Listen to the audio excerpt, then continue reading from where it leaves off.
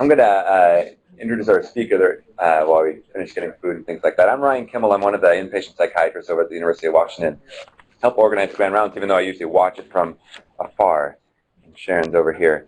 I invited Dr. Jeste actually a year and a half ago when he agreed to come. His first availability was in a year and a half, so I was excited that now it's finally up. I did residency at UCSD, and you know, when you're a resident, I was aware that Dr. Jeste was kind of a big deal, but when you're a resident, you are mostly interested in how people treat you, and he was always so kind and nice to the residents and a pleasant person. It wasn't really until I got to academic psychiatry that I saw the other side of it. Dr. Jeste originally trained in India and then did psychiatry residency in New York and neurology residency as well, and then worked at the NIMH. And now has a great number of positions, including the chair in aging and the director of the Institute for Research in Aging at UCSD. He's a distinguished professor of psychiatry there. He was the most recent past president of the American Psychiatric Association. He's the editor-in-chief of the American Journal of Geriatric Psychiatry, and the author of 500 and some articles and 100 and some book chapters, and for a lot of people that would be the culmination and be time to retire and go sailing. But Dr. Jeste actually is starting this new phase as he organizes a very broad and holistic look at successful aging, cognitive and emotional, and physical and mental. And so I'm really excited that the year and a half is up, and he's going to talk to us about positive psychiatry in regards to successful aging. So thanks very much.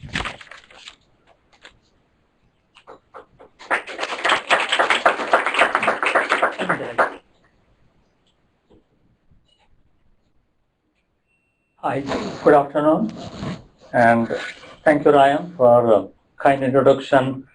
It's really a pleasure to see the career success of Ryan, which we knew was going to happen, and it's just wonderful to have him here. I'm also just very happy to be here at University of Washington.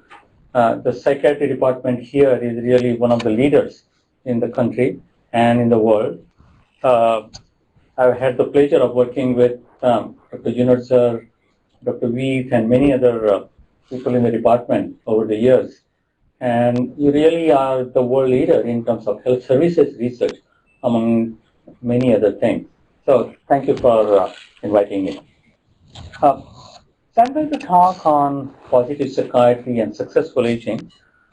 So in terms of disclosure of conflicts of interest, I don't have any financial relationship with the industry.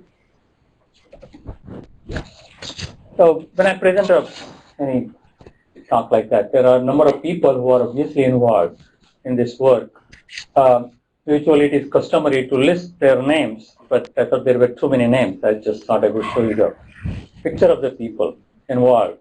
So these are the people from the Geriatric Psychiatry Research Center as well as the Stein Institute for Research on Aging. We have an agreement that other people do the work and I give the talks. So I like that. So in my talk, I'm going to start with a discussion of aging in people with serious illnesses, especially schizophrenia, but also some recent work that we have been doing in HIV and cancer survivors. Then talking about the aging in the community as a whole. Then I will discuss some positive psychological traits, optimism, social engagement, resilience, and wisdom. Then discuss the neuroplasticity of adulthood. One of the most exciting advances in neuroscience is the demonstration that brain continues to grow and develop even in older age under right circumstances. What implications all this has for intervention in the regular practice, and lastly, what is positive psychiatry. So, starting with aging in schizophrenia, over the last 20 plus years, we have had a center funded by the National Institutes of Health to study middle-aged and older people with schizophrenia. And we have studied more than 1,400 such patients as well as many healthy comparison subjects. We have been following them longitudinally with clinical, neuropsychological, and functional evaluation. The usual notion about schizophrenia is still that of Kraplin's dementia precox. Kraepelin and Alzheimer worked together in the same hospital. Alzheimer described his dementia, which was senile dementia, started in older age. And Kraepelin's idea was that the dementia started earlier in life. That's why he called it precocious dementia or dementia precox. We don't use the word dementia precox today, but the notion is still similar in most people's mind that schizophrenia is a disease with progressive deterioration. So in our studies, what we find is that the aging of patients with schizophrenia actually goes in different directions. If you look at physical aging, it is bad news.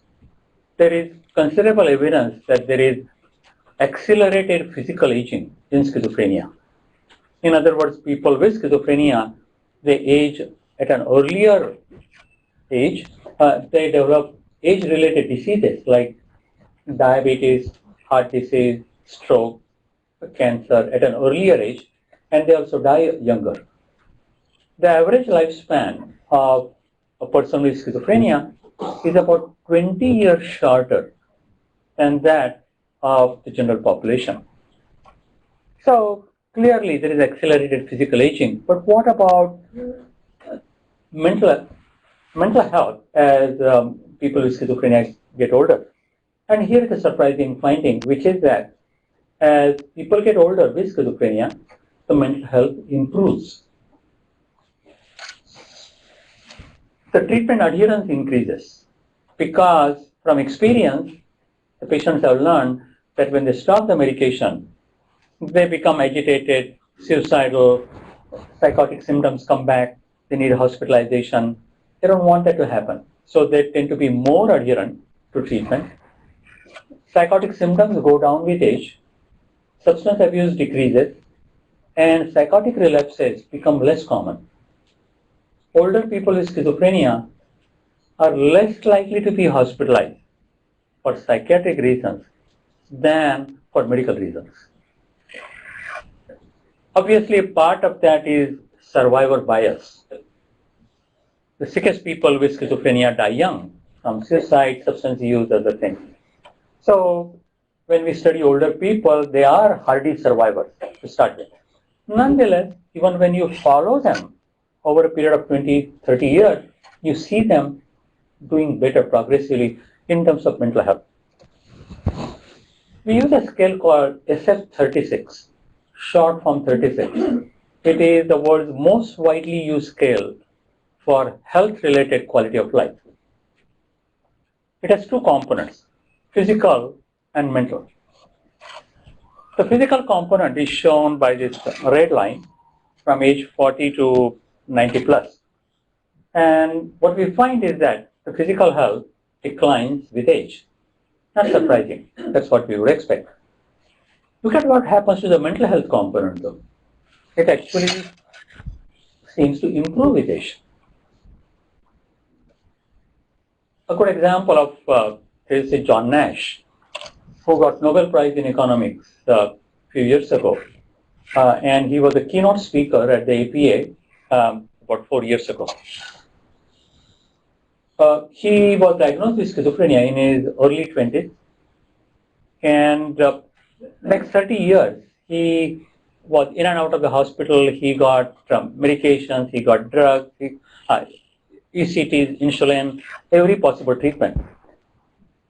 After 50, he started getting better. When he was 60, he stopped all the treatment. More importantly, he went back to doing research and teaching. He wrote a paper for the first time after 30 years. And people who knew John Nash said that this is the old John Nash back again. Recently, we have been studying well-being in older people with schizophrenia as well as those with HIV and cancer. And we find that as far as schizophrenia and HIV are concerned, these are serious diseases. So the level of well-being in general tends to be somewhat lower in those groups than in the population at large, again, as you would expect. But a substantial proportion of these patients do have levels of well-being that are similar to those in the general population. And among cancer survivors, we found that the level of well-being was similar to that in the general population in spite of having much worse physical health. And what are the statistical predictors or associations of this well-being in people with schizophrenia, HIV, or cancer? High level of resilience, high level of optimism, low level of depression, and low level of perceived stress. Not demographic factors, not age, gender, ethnicity, income level, education, not illness-related variables, not, for example, whether somebody with HIV or AIDS or not, or severity of cancer or where the cancer was located. They didn't seem to matter to the well-being. What mattered was resilience, optimism, depression, and perceived stress. Psychosocial factors, not the physical or demographic factors. This is a very recent study. This is an unpublished finding. So we have been looking at length of telomere in people with schizophrenia. Telomere, as some of you would know, is it's kind of the cap at the end of the chromosome. And its length predicts the longevity for the cell. And this may apply to the whole individual. So in this study, we found that in people with schizophrenia, the length of telomere was significantly correlated with severity of depressive symptoms. People with schizophrenia with more depression had shorter telomeres. That means they were likely to have shorter lifespan. So, and this is after controlling for a bunch of other things that you would want to be controlled for. So things like depression are not just used from the mental health perspective, but they also have important implications for physical health and even longevity. Okay, but this is about people with serious illnesses. What about the community at large? We have been doing a study called SAGE, Successful Aging Evaluation. The goal of this study is to test hypothesis longitudinally regarding successful aging in a community-based sample. What is somewhat different about this study than most other studies of aging is that this is a sample chosen through random digit dialing. So, we read about the Gallup poll. They do that before the elections, and they say that we polled 2,000 randomly selected people from the country, and this is what the poll results show. What they do is they randomly select from among the large number of telephone numbers that they have.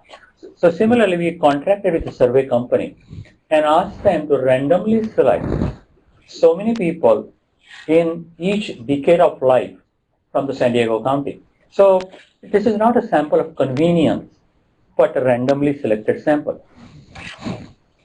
Ranging in age from 21 to 100, and we oversampled people over the age of 75 because obviously they are more likely to die or get lost to follow-up. We use a design called structured multi-cohort design. I will be happy to explain the details later. But what it does, it serves to check for the cohort bias. People born at different ages were born differently, and so that may have some impact. So we start with a phone interview, which includes cognitive testing. Then we have the subjects do a survey at home, and that includes skills for resilience, optimism, depression, physical health, etc. And we also collected saliva samples for doing genotyping. Some of these people, we bring them in person, and we are also doing brain imaging and some other blood-based biomarkers. One of the unique features of our study, unlike most other studies of aging, is a focus on positive traits. We use standardized rating scales for things like resilience, optimism, etc. And then we are also looking at biomarkers. So I'll just show you some preliminary findings about a couple of things. So in terms of cognition, we use a scale called TICS. telephone interview for cognitive status. And what you see is that from age 20 to about 60, the cognition is pretty stable. After that, there is a slight decline with age. Again, this is what we would expect in cognition.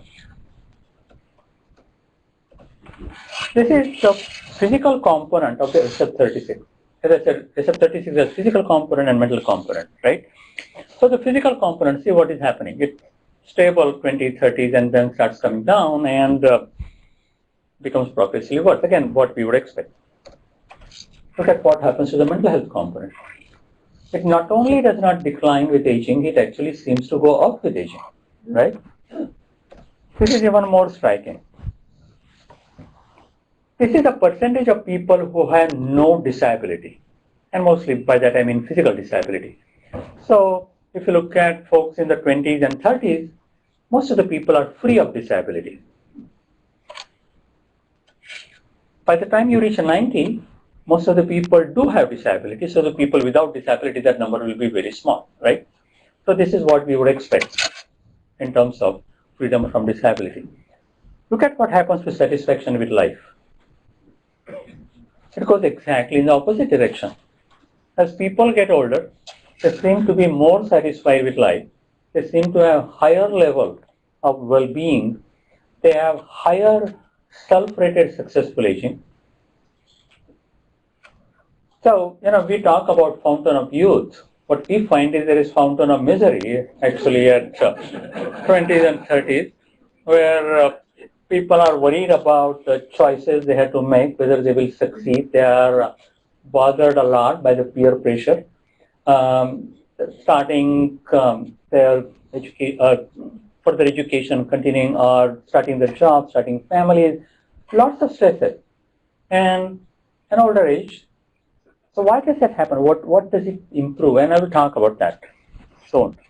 But there's something to keep in mind that these go in opposite directions. So what are the correlates of these well-being, happiness, satisfaction with lifestyle, all these good outcomes? Strongest association is with levels of resilience and optimism and low levels of depression and perceived stress. The same thing that we found in people with serious illnesses. So this is the psychosocial variables that are associated, not so much physical health. Physical health does matter to some extent, but not as much as the other. And what doesn't matter is demographics, age, gender, education, or even cognitive function. So this is the paper we published in American Journal of Psychiatry just a few months ago. The relative contribution of physical health and resilience to self-rated successful aging. And what you find is that, so look at the left bar is it relates to people who have low physical health and low resilience. So their self-rated successful aging is pretty low. At the extreme right is a group with high physical health and high resilience, so they do best. But look at what happens in between. In between, resilience matters more than the physical health. People with high resilience but poor physical health feel better about themselves than people who are physically fully healthy but have low resilience. So, more about these positive psychological traits? Do they really matter? Not for anything other than well-being. So I just want to show you two large meta-analyses that were done. One was on optimism and one was on social engagement. So optimism, this meta-analysis looked at 83 published studies, and they found that there was a significant correlation between optimism and positive physical outcomes, including cardiovascular outcomes, cancer outcomes, physiological markers like immune function, pregnancy-related outcomes, pain, and mortality. So they found that optimism was associated with increased longevity in improved physical health and a highly significant p less than 0.001 for all of those. Social engagement, even more impressive, 148 studies, total sample size of more than 300,000, both men and women, people across all age groups, from kids to elderly, people with different diseases. They found that 50% increased likelihood of survival during the study period for people with stronger social relationship compared to those with weaker social relationship. And the studies varied in methodology, but quite a few of them controlled for the things that we would want to control for: past history, family history, exercise, etc. The effect size of optimism and social engagement is comparable and sometimes even exceeds that of stopping smoking, treating hypertension, taking care of obesity, and improving sedentary lifestyle. If I told you that there were a pill that improved your longevity significantly, we all would be ready to pay thousands of dollars for that. But when you find out that the name of the pill is optimism or social engagement, you dismiss it, saying it can't be real. And even more unreal thing in people's mind is wisdom. This is a quote from Eric Kandel, the Nobel Laureate at Columbia. He's a psychiatrist and neuroscientist. He said, I think I do science better now than I did when I was younger, since science judgment is so important. And now I have a better understanding which problems are important and which are not. And I think most people in this room, as those who are listening, above a certain age, they will agree that we get better actually at doing whatever we are doing. Whether we are clinicians, researchers, teachers, administrators, whatever it is, we have learned about what to focus on and not what to worry about. When you are younger, everything is important. As you get older, you prioritize things better. So, when I first started actually talking about wisdom and doing research on wisdom, some people said, don't do that. Nobody will take you seriously. Wisdom is not really a scientific concept. And I said that people actually said the same thing about stress. They said the same thing about consciousness. They said the same thing about resilience, that these are not real things. These are some psychological, philosophical concepts. But today we know a lot about biology of stress, biology of consciousness, and biology of resilience. With wisdom in the same category, we don't know yet.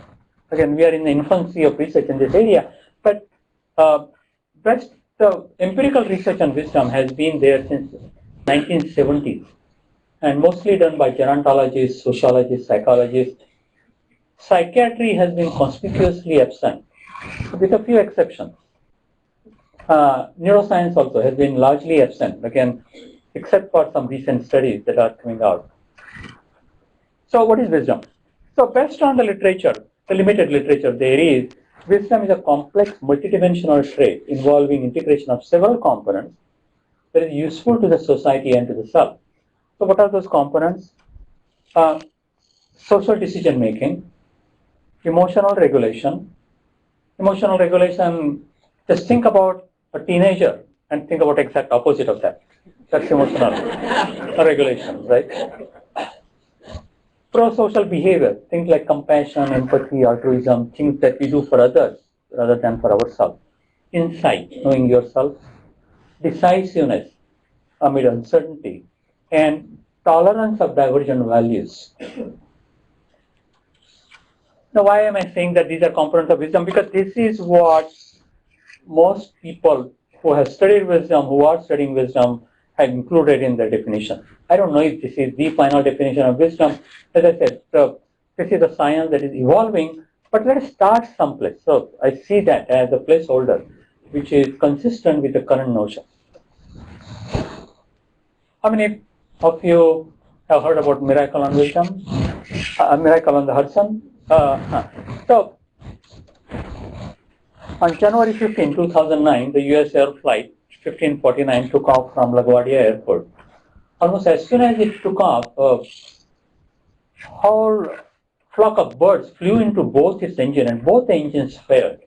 This is a very, very rare occurrence. And the pilot was told by the air traffic control that he had exactly 3 minutes to land, otherwise the plane would crash. And they told him to go to New Jersey because that was the closest airport. And he knew that he wouldn't make it in 3 minutes and the plane would crash. So he decided on his own to land on the Hudson River. And he did. And everybody survived. How old was the pilot? He was 58 years old.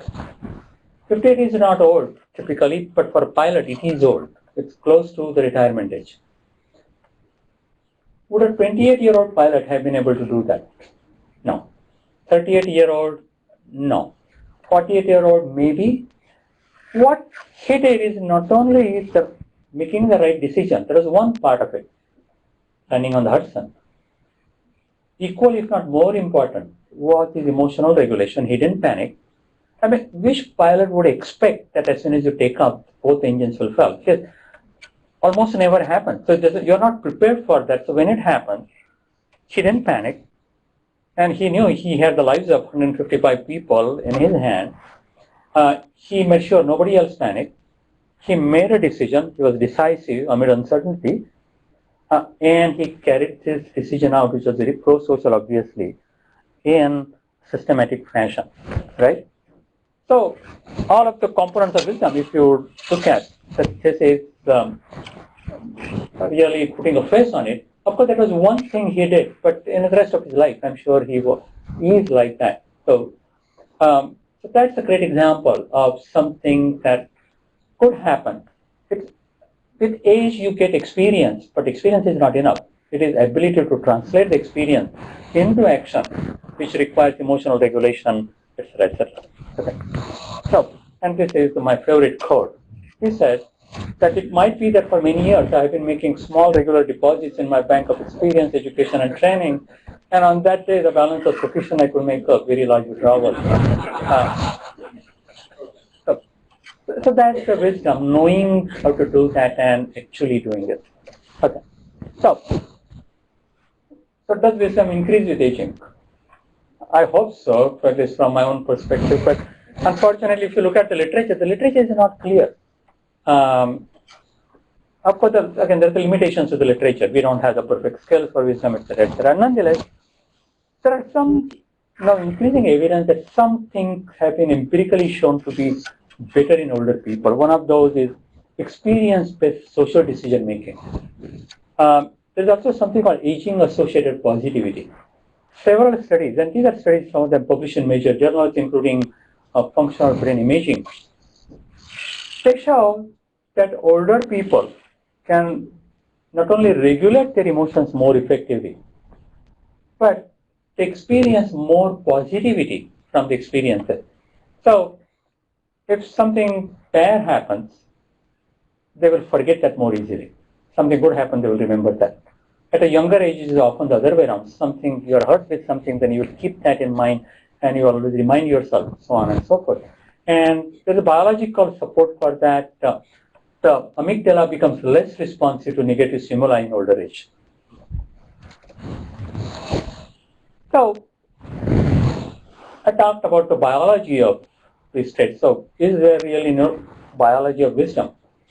So we did a review of the literature, and of course we didn't find anything on wisdom per se, but we looked at the components of wisdom that I described to you: compassion, empathy, insight, and looked at their neurobiology based on the literature. And we concluded that, at least we suggested, that there's sort of neurocircuitry of wisdom that includes prefrontal cortex, dorsolateral, anterior cingulate, and ventromedial, and amygdala. What is interesting, actually, when we wrote that paper and submitted to the Archives of General Psychiatry, I was sure that they would reject it in 3 days. But we actually got it back in a month with minor revisions. And of course, there were lots of comments and suggestions for improvement. Again, do we know that this is the neurobiology of wisdom? No, we don't. They said that it will be unwise of us to say that this is the model of wisdom. But we want to get started. Again, we need a placeholder. Now somebody can disprove that and show something else. That's fine. That's how science advances. But even when you talk about something getting better with older age, I mean, that doesn't fly in with our usual notion. When I went to medical school, I was taught that most of the growth and development of the brain occurs in utero in the first 2 years of life. The size of the skull is fixed by 2 years, fontanelle is closed. Then during adolescence, there is some synaptic pruning that occurs. But from 20 to 50, 60, the usual notion is the brain is pretty stable, and after 60, it's all downhill. But you lose about neurons, synapses, dendrites, blood vessels, the brain shrinks, etc. If that's the case, how can anything get better with aging? So, not all older people are similar.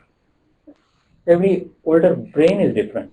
So, the one on the left, that figure shows hippocampal volume on MRI. And what you see then is some people between the age of 60 and 80, the hippocampal volume is similar to that of some people between 20 and 40. So, not in everybody does the brain shrink.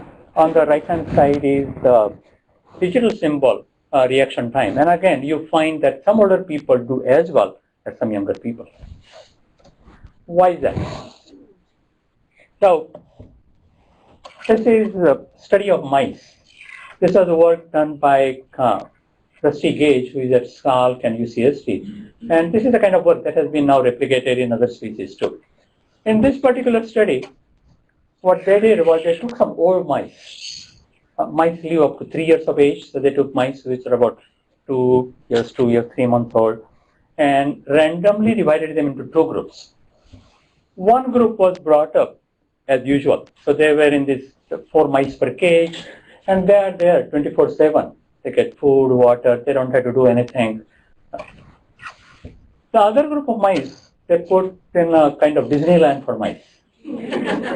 So there are roller coasters, different colors, different sizes, shapes, a lot of open field. So they had a ball. After 3 months, these mice, I'm talking about older mice again. These older mice in Disneyland had better brains than those in the usual cages. They had more synapses, they had more dendrites, but fascinatingly, they had more neurons in some parts of the brain, specifically the dentate gyrus of the hippocampus and periventricular area. So think about that. That some just putting these old mice in open space where they had a lot of choices and physical activity and some fun, so there was psychosocial physical stimulation, had increased number of synapses, dendrites, and even neurons in some regions. Wow. I mean, that really turns on its head this usual notion about inevitable neurodegeneration. So this is neuroplasticity of aging, that older brain can continue to grow and develop under the right circumstances.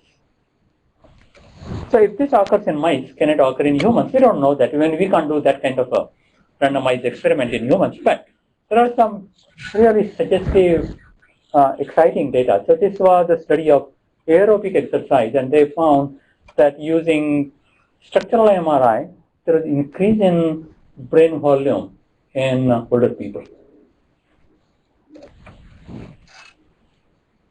Even more interesting. And this was a paper that was published in Nature, which is the #1 journal in science. Videogame cognitive enhancement. So they had people doing different kind of tasks, and they found that people who had to do multiple tasks at the same time, they did much better than people who had to do only one task at a time. And so this was seen not only in their behaviors, cognitive performance, but also in EEG measures. This is a study showing that meditation improved fiber integrity of white matter. And this is using the DTI, diffuse tensor imaging. So, what is it that happens in terms of neuroplasticity of aging? So there are different things that are likely to be involved. One is compensation. This compensation, think about it like this. When I was younger, stronger, I could push a cart with one hand. Now with arthritis, I can't do it. But if I use both hands, I can push it. So similarly, in a younger person, let's say you had to use 100 neurons for doing something. In the older brain, you will have to use 200 neurons. But if you can use those 200, then you can still achieve the same thing. Then there is something I like to call sociostasis. We know about homeostasis. So similarly, as we get older, there are going to be inevitably more stresses of different kinds. Physical health, financial stresses, deaths of near and dear ones, etc., etc. So this reduced emotional response to negative stimuli actually is beneficial to us. And that, as I said, there is biological evidence for that, with the amygdala being less responsive to negative stimuli in older age. And lastly, the synaptogenesis and even selective neurogenesis, as I showed you. So we wrote this commentary in JAMA a couple of years ago. So the thinking is that human aging makes no sense from the Darwinian perspective, because the fertility typically ends around 45, 50. In women, there is menopause. In men, there is climacteric, right? And yet, if we live up to 90, that means half of the life we are spending in fertility. On top of that, the physical health is declining. So why how is that possible? So there is some evidence of what is called grandma hypothesis of wisdom, which suggests that although the fertility is lost in older age, the grandparents who help bring up or have significantly contribute to bringing up their grandkids, the grandkids have longer lifespan and even more fertility. So in other words, the lack of fertility in older age is compensated for by longevity and increased fertility in the subsequent generation. And this has been shown not just in humans, but even in bottlenose dolphins and killer whales. So there's actually some very good data on that. But that's about fertility. What about physical health declining with age? So that's our proposal, that this age-related increase in wisdom would tend to compensate for that. That although physical health is declining, if our emotional regulation, insight, social decision-making improve, then we will be able to navigate the world outside better. So that's the notion. Okay. So how can we use this knowledge for intervention? What are the strategies for successful aging? The first one is the most unpleasant one for me, which is dieting. So, but the most evidence-based strategy for longevity and better functioning in later life is calorie restriction. In every single species in which it has been tried, it has been shown that calorie restriction helps. Obviously, we are not talking about somebody who is anorexic and so on, but yeah. Physical exercise is the second most evidence-based strategy, both aerobic and anaerobic exercise. And exercise doesn't necessarily mean being on a treadmill for 4 hours a day. Any increase in physical activity that you can do. Not enough attention has been paid to mental activity, as well as to things like optimism, resilience, positive attitude, social engagement, social support, reduce perceived stress, reduce depression. I really think those psychosocial aspects are as important as the physical aspect. And that's something where actually psychiatry should play an important role. And of course, people need to use essential healthcare. So, I talked to you about our center on older people with schizophrenia studies we have been doing. One thing I take pride in is actually we have developed several interventions, psychosocial interventions, specifically for older people with schizophrenia. And my colleagues, most of them psychologists, have developed these interventions, including combination of CBT and social skills training, functional adaptation skills training, etc. These are all based on NIH-funded grants.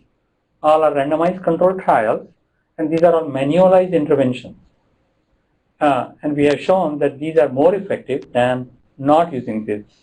Not more effective than medications. I mean, most people do need medication, so medication plus behavioral intervention versus medication alone. Clearly, medication plus intervention, psychosocial intervention helps. If any one of you wants a copy of any one of these manuals, just send me an email and we'll send you the copy of the manual. Okay. Not only these interventions work, but they affect the brain.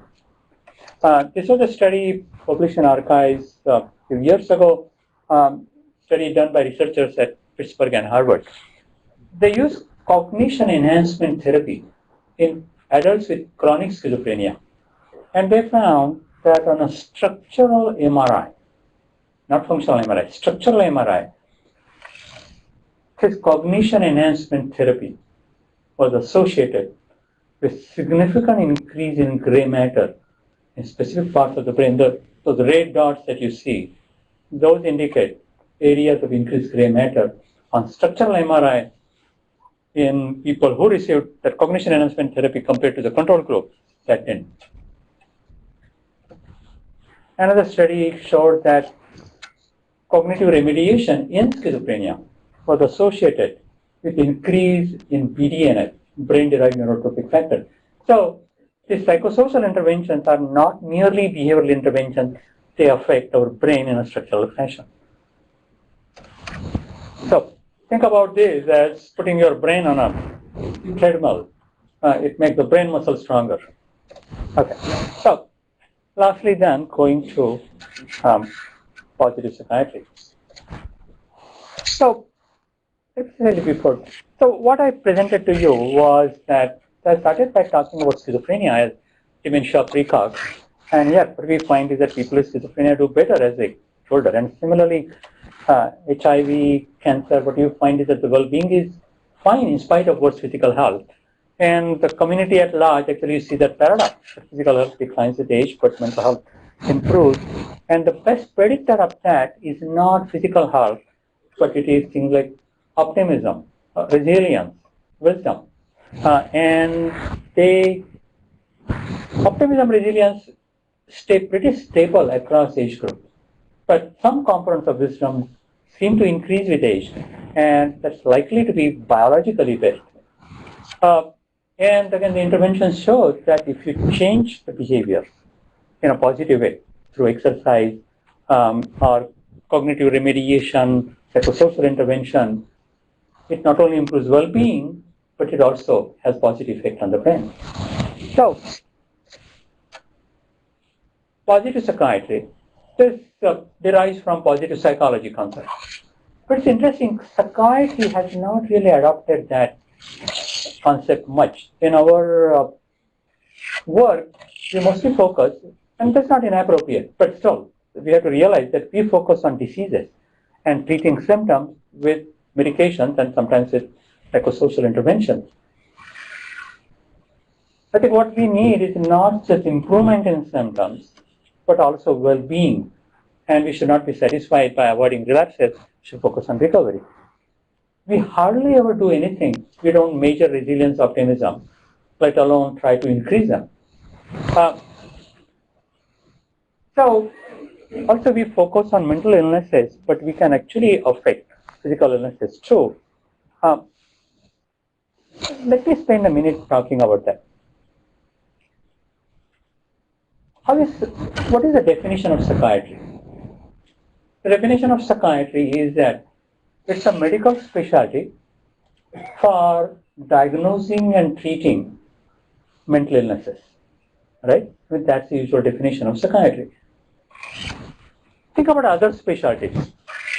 For example, if you think about, let's say, oncology. So oncologists treat patients with cancer. On the other hand, think about neurosurgery or cardiac surgery. They are not defined by the type of patient they see, they are defined by their skill sets. Correct? Cardiac surgery, so cardiac surgeons perform cardiac surgery. Neurosurgeons perform neurosurgery. So I'm proposing that psychiatry should be defined not by the type of patients we see, but by the skill set that is unique to us. what other physicians don't have that psychiatrists have. And what is that skill set? The skill set is behavior modification. We are behavior experts. And when I say psychiatrists, I also mean psychologists and other people in mental health. So, even when we give medications, why do we give medications? To improve the behavior of the sick people with the sickest behavior problems, right? Schizophrenia, depression, bipolar.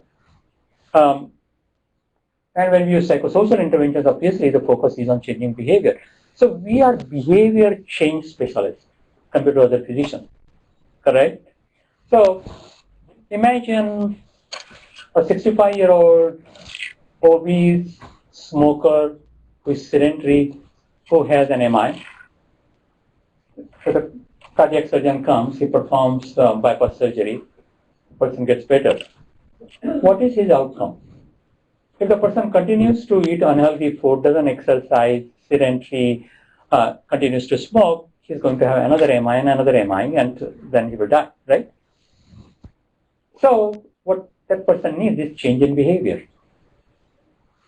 He needs to stop smoking, he needs to improve his physical activity, he needs to improve his diet. Who's going to effect that behavior change? Not the cardiac surgeon. Cardiac surgeon doesn't have time to do that, not the skill. That's where psychiatry should come into play. So our role is that of being actually at the center of the overall healthcare, where our goal is that of causing behavior modification. And that doesn't mean that we'll be able to see every patient with heart disease and so on, treat them. But there we become educators, consultants, teachers. But I really think psychiatry should be defined by our focus on overall healthcare, because things like resilience, optimism, and social engagement have impact on physical health and longevity also. And who knows more about resilience, optimism than we do among all the physicians.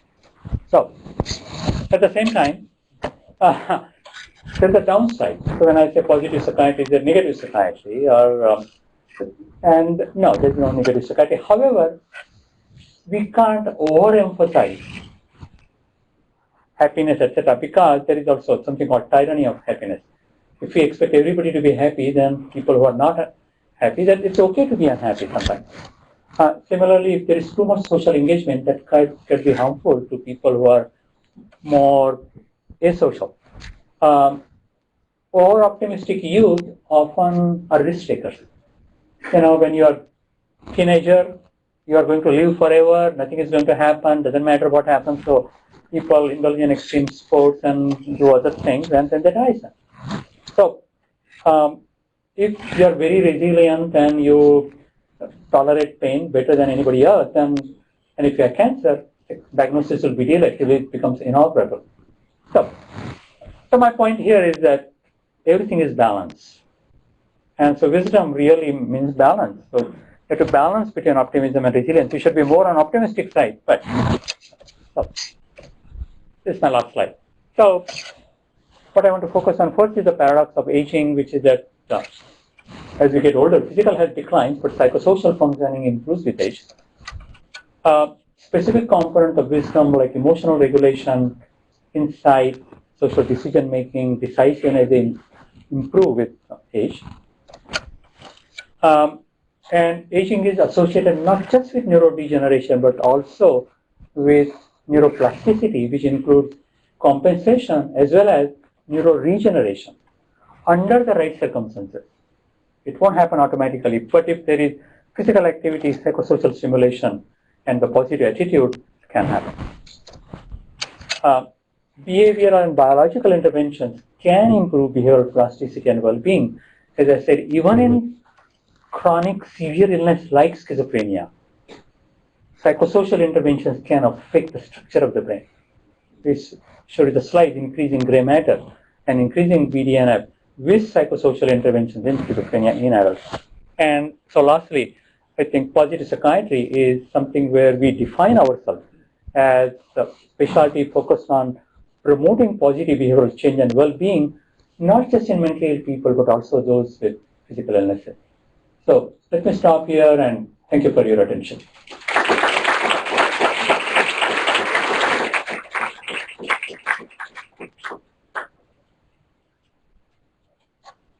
I think we have some time for questions, comments.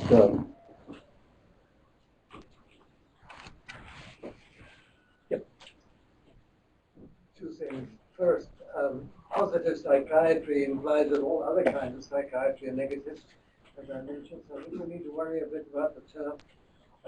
Secondly, could you address the chicken and egg problem? Of course, you've spoken so well about the controls, and we don't begin to understand the statistics that are involved, but there is this question that appears about whether people who are genetically have a propensity to live longer, whether that is paralleled by their wisdom and their well-being rather than the one producing the other. The association of it. Yes, they're both very good questions. So the first question was, when I talk about positive psychiatry, does that mean the rest of psychiatry is negative psychiatry? No. The way I look at it is positive psychiatry is not a branch, it's not like geriatric psychiatry or child psychiatry. It is more like psychodynamic psychiatry or biological psychiatry. So when you say biological psychiatry, does that mean there is non-biological psychiatry? No. It means that you look at the biology of psychiatry. Similarly, psychodynamic psychiatry does not mean there is non-psychodynamic psychiatry. So I don't think we should expect that there is negative psychiatry. However, it means that we need to emphasize the positive aspect in our work typically, and this happens whether we are clinicians, teachers, or researchers. Most of the focus is on diseases and disability and treating symptoms. We should go beyond that and think about well-being and recovery. And as I said, not just with mental illnesses, but also those with physical illnesses. Second question was about the wisdom leading to, people with more resilience living longer. Is it that people who live longer are more resilient? And clearly, we don't know the cause and effect relationship. My personal feeling is that it is not a one-way street. I think it is both ways.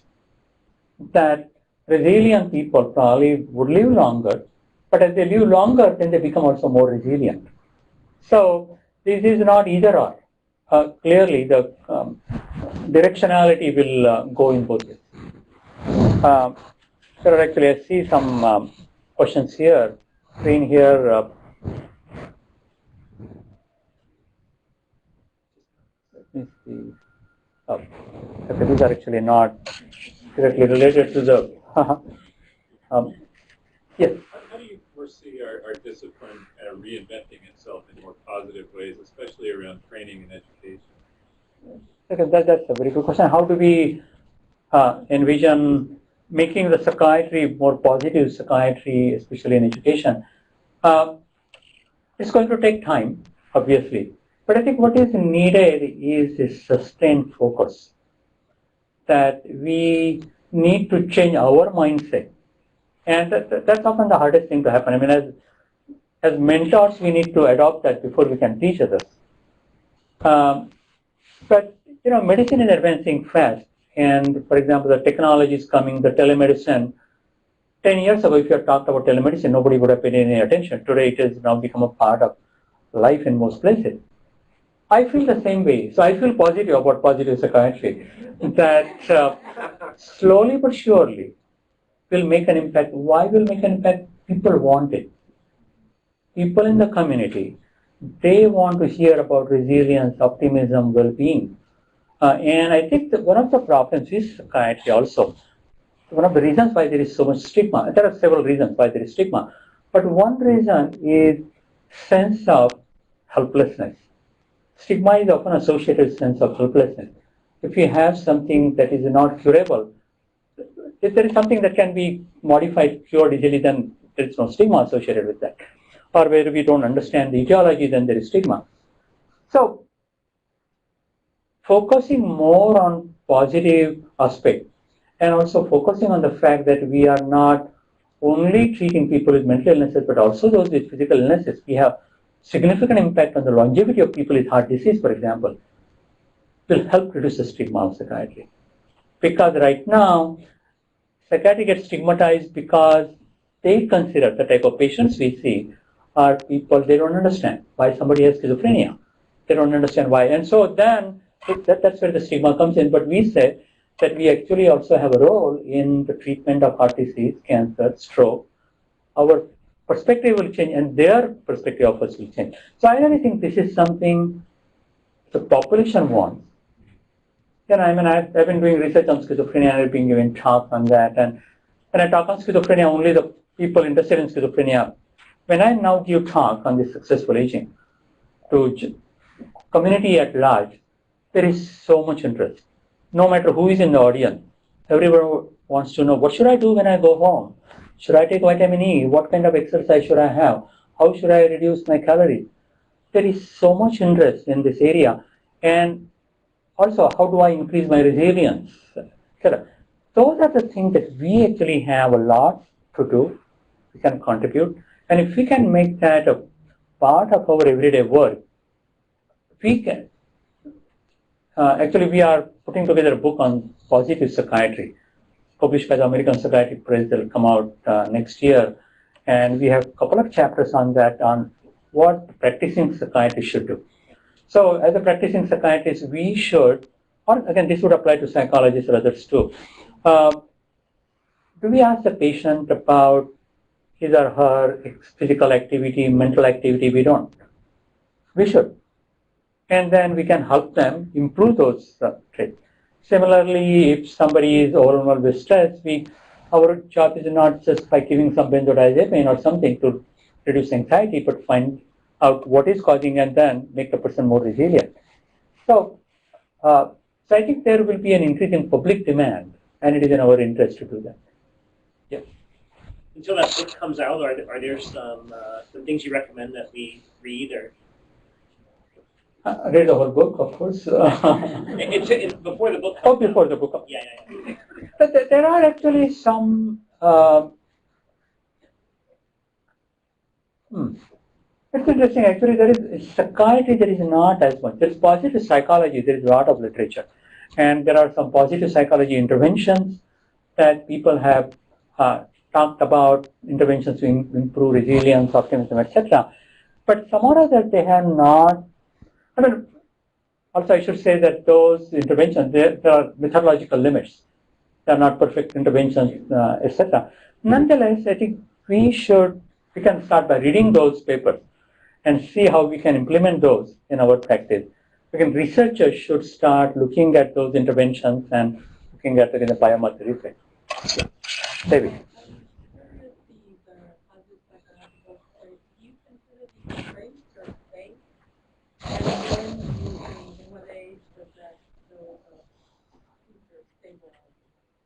And are we born, we all know people who are half-class.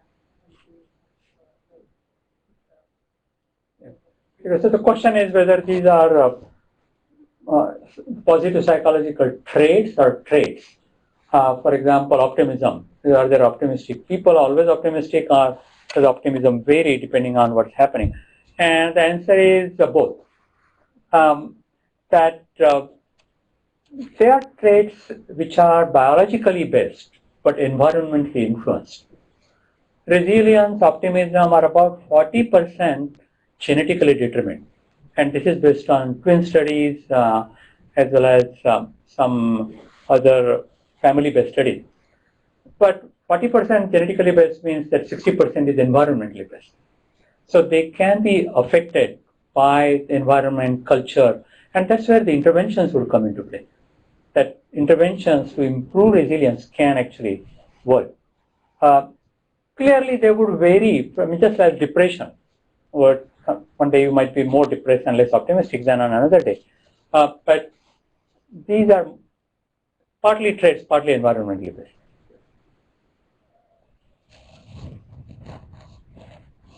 Yes. Okay. So my email address is D, so that's as in Dilip, Jeste, Jeste. So D Jeste, one word, at UCSD.edu. And UCSD means University of California, San Diego. Okay, if there are no more questions. Thank you very much again for your attention.